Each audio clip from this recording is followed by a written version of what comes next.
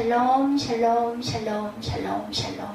하나님 사랑합니다. 여러분 주 안에서 사랑합니다. 오늘 그 사도행전 9장 19절에서 15절에서 31절까지 다메섹에서 5가지 이런 내용, 다메섹에서 5가지 일어난 일들, 사건들에 대해서 같이 증거하고 있습니다. Saint of the 카이사르스, 제목이 택한 나의 그릇이라, 이런 제목으로 함께 은혜를 나누도록 합니다. 한 사람이 아무리 극적으로 예수님을 만나 회심한다 할지라도, 그런다 할지라도 그 사람은 반드시 성장의 과정을 겪어야 한다. 우리가 고난을 받지 않으면 성장할 수가 없죠.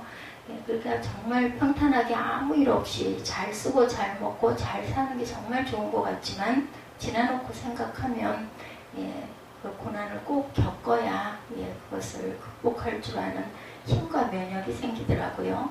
태어나는 것은 순간이지만 자라가는 것은 시간을 필요로 하죠. 하나님께서 사무엘을 통해 다윗을 왕으로 기름을 부으셨지만, 다윗은 왕이 되기까지 10년이 넘는 세월 동안 사울을 피해서 광야 생활을 해야 했어요. 11년 이상의 광야 생활은 매 순간 하나님을 의지하는 훈련의 시간이었던 것을 우리가 성경을 통해서 압니다. 이 기간에 쓰여진 다윗의 시편도 또한 다윗이 하나님과 개인적인 관계를 얼마나 깊이 가졌는가, 너무나 고난스럽고 어떻게 할 바가 없다 보니까 바라보는 것은 하늘밖에 없죠. 우리가 코로나 이 변이 바이러스가 또 이렇게 4단계까지 여러 주위를 계속 연장이 되면서 우리가 느끼는 것 또한 우리 힘으로는 어떻게 할 수가 없어요. 그렇다고 해서 일상생활을 안 할 수도 없고, 꼭 가야 할 곳을 안 갈 수도 없고, 직장에 출근하는 출근을 안 할 수도 없죠. 그렇기 때문에 우리가 바라보는 것은 하늘밖에 없다. 오늘 아침에 지구촌 설교를 잠깐 한 편을 듣다 보니까 요즘에 오히려 더 열정으로 모이고 기도하고, 모이지 못한다 할지라도 각의 자리에서 더 많이 기도하고 글들이 많이 올라온다, 이런 말씀을 하셔서 저도 동의했습니다. 제가 직접 어디 참여하지는 못하지만 그런 절실한 마음이 되는 것도 코로나19 그리고 변이가 이렇게 여러 주 동안 계속 반복이 돼서 진행돼 감에 따라 정말 우리가 할 수 있는 일은 정말 아무것도 없구나. 그저 정말 조심하고 마스크 쓰고 소독하고 이 정도 외에는 그리고 여러 너무나 오랜 세월 동안 19년부터 일어난 지금 이 코로나 그 질환 때문에 사람들이 처음에는 정말 두문불출하고 집에만 들어앉고 하다가 이제는 너무 그렇게만 할 수도 없다 보니까 꼭 가야 할 곳은 조심은 하지만 갈 곳은 또 가야 되고, 그러니 우리가 전부 다 무방비 상태로 열린 그런 그 호흡을 갖고 있다 보니 우리가 바라볼 것은 사람의 힘으로 할 수 없는 것은 하나님께 맡길 수밖에 없죠. 하나님께서 사무엘을 통해서 다윗을 왕으로 기름 부으셨지만 이 광야 생활 한 15년 정도 되는 것 같아요. 나중에 사울이 돌아가고 난 이후에, 그죠? 이제 그 안정을 잡고 하나님의 나라를 점점 더 이렇게 확장해 나가는 그런 사건들을 보면 그 기간 동안 다윗은 정말 수많은 시를 썼을 것이라고 생각이 됩니다.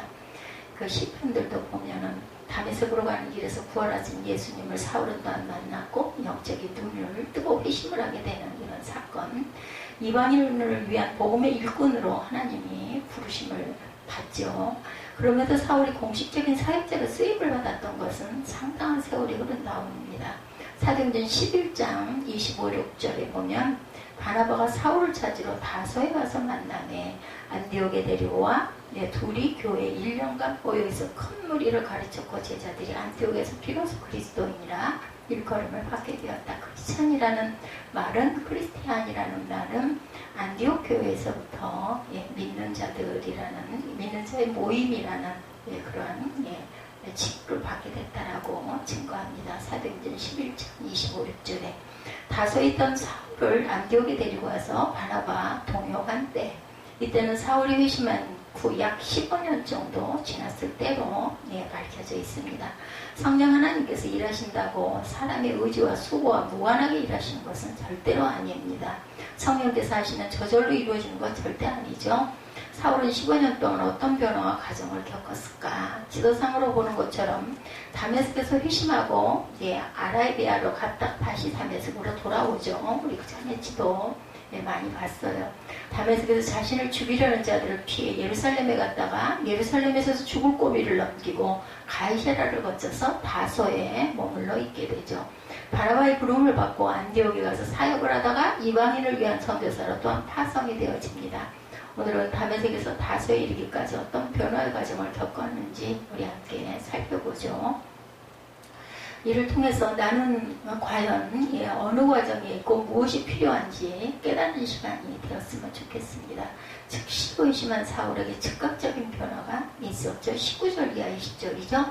사울이 다메섹에 있는 제자들과 함께 며칠 있을 새 즉시로 가회당에서 예수가 하나님의 아들이심을 전파하니 사울은 갓 회심한 자였어요. 그럼에도 즉시로 갓 회당에서 예수가 하나님의 아들이라 전파합니다. 이렇게 할 수 있었던 것은 그의 체험이 특별했기 때문에 그런데 또 꼭 그것 때문만도 아니죠. 오늘 말씀에 다메섹의 제자들과 며칠을 함께 있었다 이렇게 말씀하죠. 다메섹의 제자는 아나니아를 포함해서 예루살렘에 스데반의 일로 흩어졌던 제자들도 포함되어 있었어요. 사울 때문에 피해를 입은 성도들이고 사울이 자신들을 잡아 예루살렘으로 끌고 가려고 왔다는 것을 알던 성도들이었습니다. 그런데 회심한 사울과 며칠을 함께 지내며 교제를 하게 됐겠죠. 이 기도를 통해서 사울은 더욱 큰 확신과 용기를 가지게 된 거죠. 간증을 들었겠죠. 그리고 예수가 하나님의 아들이심을 전파하게 됩니다. 믿고 핍박자에게서 전도자로 완전히 180도로 바뀐 삶이 됩니다. 사울의 이런 변화를 접하는 사람들은 놀랄 수밖에 없었겠죠. 교회를 잔멸하고 아주 전부 다 그냥 거기에 있는 자들을 끌어다가 전부 다 그 감옥에 가두고 했던 이런 자가 그들이 볼 때 예수 믿는 사람들이 볼 때는 완전히 사울은 폭력을 행하는 그런 사람으로 보였을 거예요.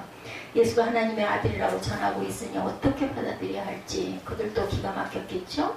22절에 보면은 말씀하고 있어요.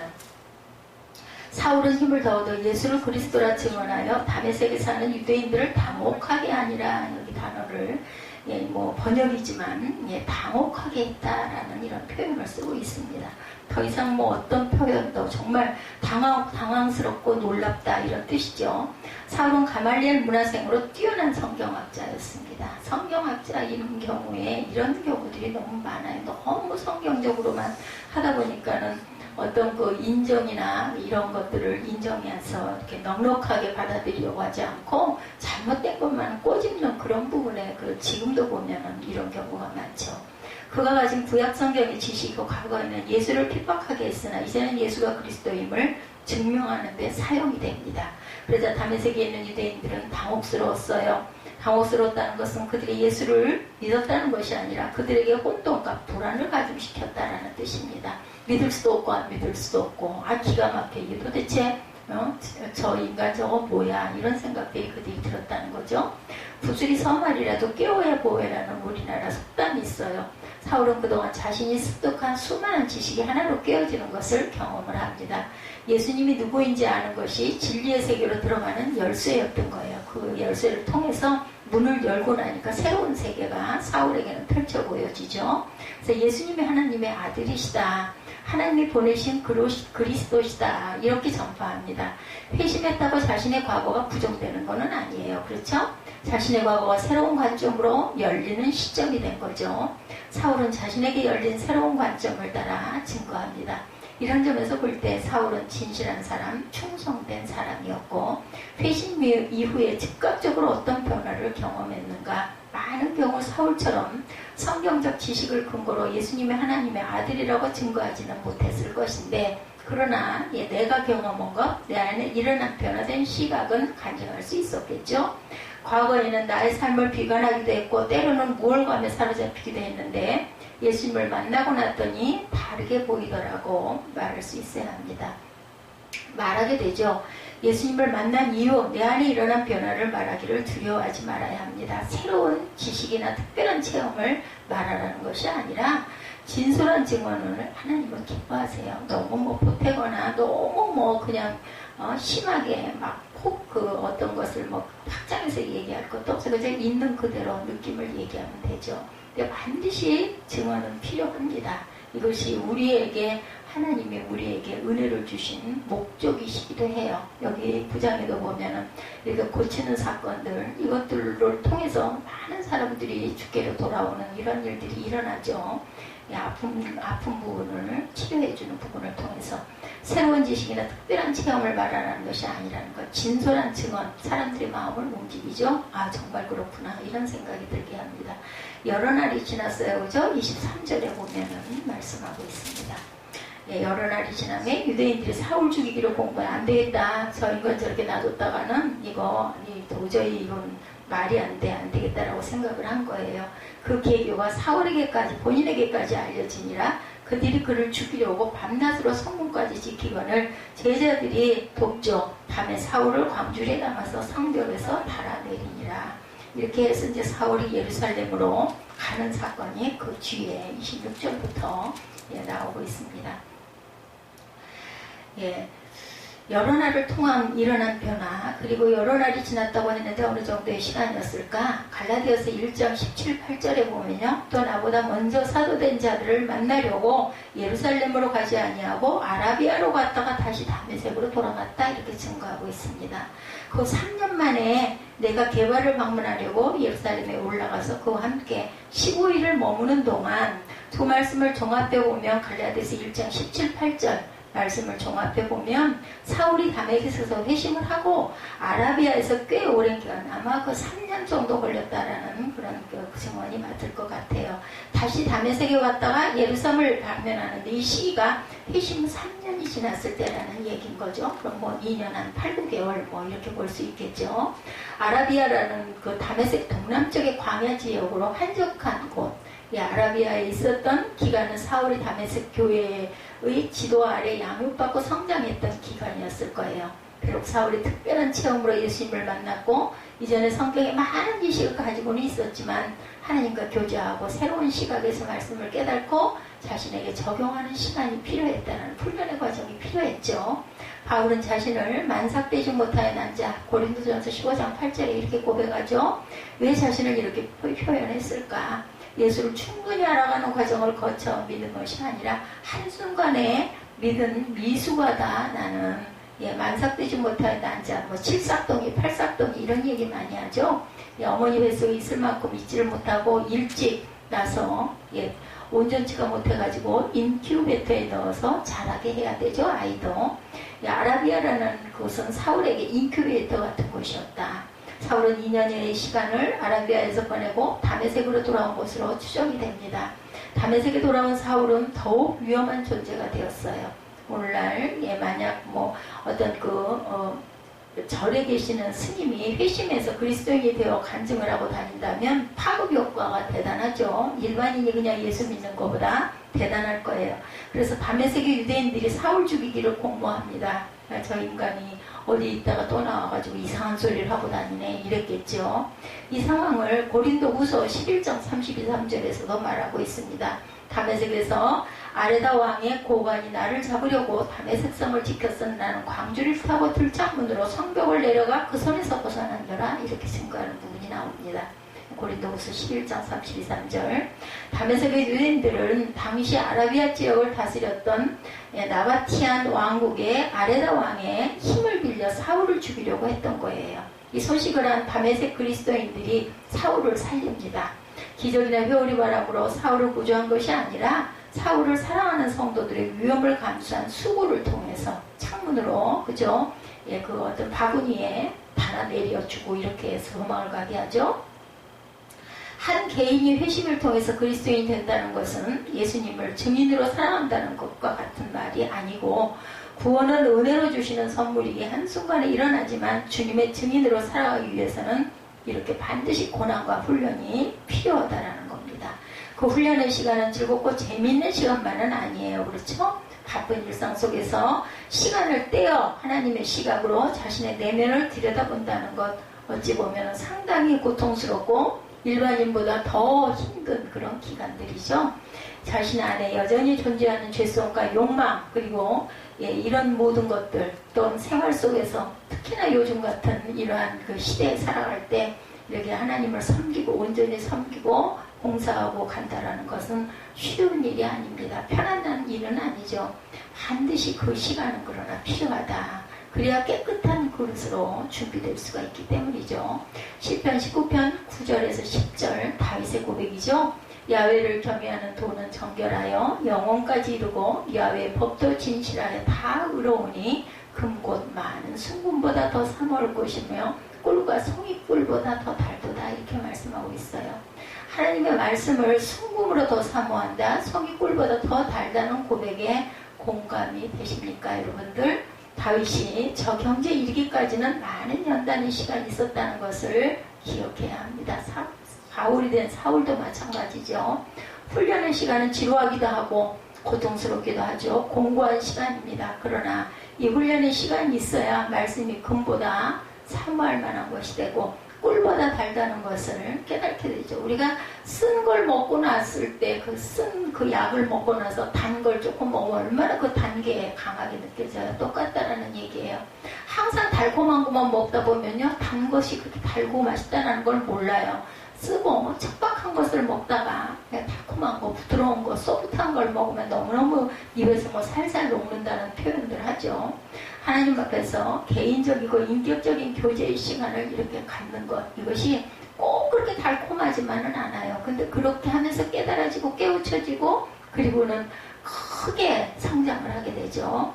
훈련의 시간을 통해서 영적인 체력을 강화하게 된다라는 것. 트레이너가 필요하신 분은 또한 요즘에는 어떤지 모르겠어요. 우리는 그 전에 정기적으로 기도원들을 가고 연합으로 가고 아니면 뭐 개인적으로 가고 아니면 가까운 믿음의 벗들과 함께 이렇게 해서 가기도 하고 뭐 지역에서 지구에서 그저 구역에서 이렇게 예배들을 기도원 가서 드리기도 하고 이런 식으로 해서 강화를 하게 됐습니다.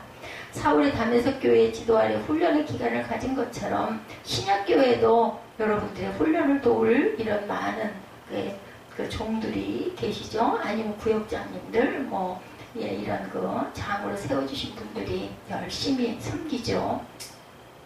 세 번째로 예루살렘에 출입합니다. 사울에게는 즉각적인 변화도 있었고 여러 날 동안 훈련을 통한 변화도 있었어요. 사울은 맹인이 되어 다메섹에 들어갔고 광줄에 실려 다메섹에서 나와요. 그렇죠? 죽음의 고비를 넘기고 다메섹을 탈출한 사울이 향한 곳은 26절이죠. 사울이 예루살렘에 가서 제자들을 사귀고자 하나 다 두려워하여 그가 제자됨을 믿지 아니하니. 사울이 예루살렘에 간다는 것은 어떤 누군가가 광주를 우리 그 남쪽 호남하고 영남하고 엄청나게 그 대립이 선거 때마다 대립이 심한 것처럼 그런 기가 막힌 그런 사건이죠. 다메섹에서 죽음을 겨우 몸에 넣는데 왜 위험한 예루살렘에 가고자 했을까? 제자들을 사귀고자 했다는 거죠. 여기서 제자라는 것은 예루살렘에 있는 그리스도인들을 말합니다. 사울은 예루살렘의 제자들에게 씻기 어려운 죄를 범했죠. 왜냐하면 막 잡아가두고 한 사건들이 있었기 때문에. 사귀고자 하는 단어는 참여시키다, 매달리다는 뜻이고 수동태로 쓰여 있어요. 원어상으로 봤을 때. 사울은 예루살렘의 성도들에게 용서를 구하고 예루살렘 교회에 의해 받아들여지기를 구하러 간 거죠. 사울은 하나님께 용서를 받았다고 자신의 죄로 고통당한 자에게 용서 구하는 일을 생략하지 않았어요. 그렇죠? 잘못하고 깨닫지 못해가지고 저지른 일이기는 하지만 하나님은 그것을 이해하시고 용서하셨지만 그걸 직접 당한 가족들이나 그 주변 사람들은 원수 아니에요, 원수. 이를 득득할 만한 그런 원수된 짓을 많이 했기 때문에 다시 가서 그들에게 사과를 했어야 됐다는 거죠. 그러나 예루살렘 교회 그리스도인들로서는 그의 존재 자체가 그렇다고는 하는데도 정말 그럴까? 이런 마음이 드는 거죠. 의심스럽고 과거의 고통이 자꾸 생각이 나고 사울이 자신들과 같은 예수님의 제자 되었다는 것을 도대체가 믿을 수가 없다. 27, 8절이죠. 그래서 정말 의로운 바나바가 데리고 아주 성품이 온유한 자로 알려져 있죠. 바나바가 데리고 사도들에게 가서 그가 길에서 어떻게 주를 보았는지와 주께서 그에게 말씀하신 일과 다메섹에서 그가 어떻게 예수의 이름으로 담대히 그 말을 하였는지를 전합니다. 증명을 해주는 거예요. 고증수표다 이 사람은 그때 그 사람이 아니다. 오죽이나 하면 이름이 같은 이름의 뜻인데도 사울일 때는 그렇게 핍박할 때 다시 바울이 돼서 바울이란 이름을 쓸 때는 이렇게 예수를 증거하고 전하는 전파자다. 이렇게 해서 우리가 구분을 해서 이야기를 해죠. 사울의 제자들과 함께해서 예루살렘에 출입하며 다메섹에 아나니아가 있었다면 예루살렘에는 바나바가 있었다. 불신당한 사울의 친구가 되어줍니다. 바나바가. 그래서 처음에는 바나바와 사울 이렇게 얘기를 하다가 나중에는 바울과 바나바 순서가 바뀌었기 때문에 중심이 바뀌었다. 이런 얘기들도 많이 하죠. 사울에게 일어난 변화에 대한 대변자가 되어주었어요. 사도들과 만남의 자리를 마련하고 이후 제자들과 예루살렘을 추입했다는 것은 사울을 용서하고 동역자로 여기게 됐다는 뜻이겠죠. 우리는 예수께서 십자가에서 하신 기도를 기억해야 합니다. 누가복음 23장 34절입니다. 이에 예수께서 이르시되 아버지 저들을 사하여 주옵소서 자기들이 하는 것을 알지 못하니이다 하도다. 그들이 그의 옷을 나눠 제비 뽑을세. 이때 예수님은 이렇게 기도를 했어요. 그들을 용서해 달라고. 그들이 잘못하고 있는 것을 그들은 알지 못한다고. 예수님은 자신을 죽이는 자들의 죄를 용서해 달라고 기도합니다. 스데반도 똑같은 기도를 하고 돌아가죠. 자신을 향해 돌을 던지는 자들을 위해 기도했어요. 사도행전 7장 60절에 나와 있죠. 무릎을 꿇고 크게 불러 이르되 주여 이 죄를 그들에게 돌리지 마옵소서. 이 말을 하고 죽다고 안 하죠. 잔이라 이렇게 뒤에 증거됩니다. 사울은 자신의 죄에 대하여 용서를 구하고 용서를 받는 과정을 거의 거쳤습니다. 그래서 우리가 그 회개를 하고 회심이 되더라도 본인에게 꼭 그것을 사과할 줄 알아야 합니다.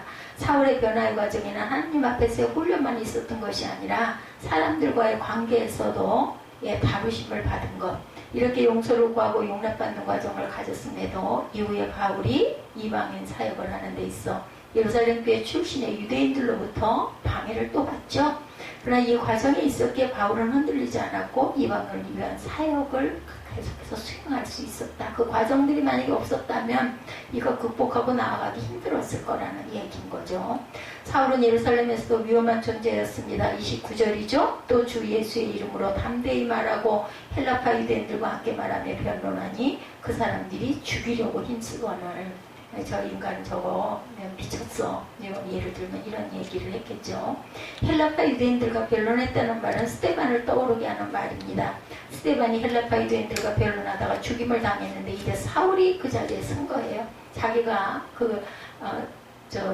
스데반 죽일 때 어땠어요? 그 옷을 발 앞에다 놓았다. 선동자가 되었었다라는 얘기가 있었어요. 그렇죠? 그런데 이제는 자신이 그 스데반의 자리에 서게 됐다. 자신을 죽이려 힘쓰는 사람들을 통해 누구를 보았겠습니까? 과거의 자신의 모습을 봤겠죠? 자신을 죽이려 달려드는 사람들을 보면서 도리어 긍휼의 마음이 들었을 겁니다. 그들의 어리석음을 깨우쳐달라. 나를 만나주셨듯이 저들도 만나주십시오. 이런 기도를 하게 되죠. 은혜 받은 사람일수록 그 완악한 사람들을 보면 불쌍한 생각이 오히려 든다는 거죠. 미운 것보다는. 한편으로는 주께서 자신을 만나주지 않았다면 나도 여전히 저 자리에 저렇게 있었을 것을 이런 마음도 들었겠죠. 30절에 형제들이 알고 가이사랴로 데리고 내려가 다소로 보내니라. 이렇게 보내줍니다. 돕는 자가 없으면 아무것도 사역을 할 수가 없어요. 돕는 자들이 있습니다. 이름도 없이 빛도 없이, 그죠? 사울이라는 사람은 이름이 이렇게 이렇게 성경에 오랫동안 수천 년 동안 기록이 되지만 거기서 데려다가 어디로 보내고 이런 것들을 돕고 온 건 그저 형제들, 형제 자매 이렇게 나오죠. 다메섹에 이어 또 한 번의 죽음의 고비를 넘기게 됩니다. 근데 이 말씀에 누가 알고 도왔다고 했어요? 형제들. 그 전까지는 제자들과 사귀고자 했어요. 제자들과 출입했다고 했는데 30절에는 형제로 나타납니다. 두려움과 의심의 대상이었던 사울이 점점 예루살렘 교회로부터 신뢰관계로 발전된 거죠. 제자들은 정말 말씀을 증거하고 전하고 아주 그 하나님과의 밀접한 관계를 가진 사람이고, 형제 자매는 조금 그거보다는 우리 지금으로 보면 성도들, 그죠? 어떤 전도사나 이런 그 사역자들이 아니라, 근데 이런 사람들이 이제는 돕는 그런 관계가 됐다. 좀 더 범위가 넓어지고 일반화됐다라는 거죠. 그래서 위기의 사울을 형제로 여기고 도움을 주는 관계로 이렇게 성장을 합니다. 회심은 순간이지만 성장은 과정이라는 것 잊지 마십시다.